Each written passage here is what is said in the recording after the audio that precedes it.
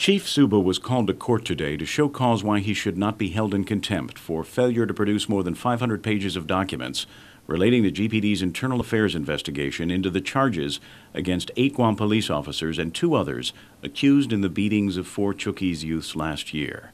In his defense, GPD Attorney James Mitchell told the court that everything that was requested in the April subpoena was turned over, and Mitchell argued the prosecution chose an invalid subpoena to procure the internal affairs documents, and the prosecution requested the internal affairs documents while the investigation was still ongoing.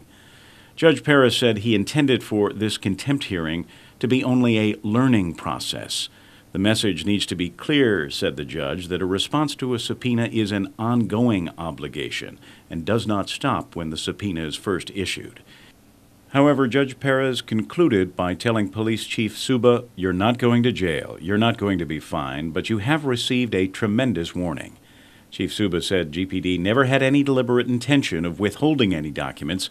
He called it a failure of communication. No deliberate intention. No deliberate intention, more than due diligence, I believe. But what the judge did point out is pretty much it's a communication issue. And so we're addressing that with the Attorney General's office. Defense attorney Curtis Vandevelde, who appeared in court but was not allowed to make any arguments, said afterwards it's still not clear that all the information available was turned over in response to the first subpoena last April. This was a dog and pony show that didn't really work to resolve the problem. What I heard in there today was that the police department saying, and the judge accepting, that everything they had as of April 6th was turned over.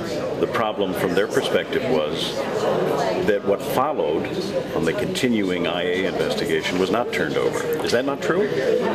See, that's what I wanted to try to figure out. That's why I tried to speak, and the court wouldn't let me. And so you have this gaping factual issue that has not been addressed. Closing arguments in the case began last Tuesday and will resume again on Monday. A verdict is possible next week. Kevin Kerrigan, PNC News.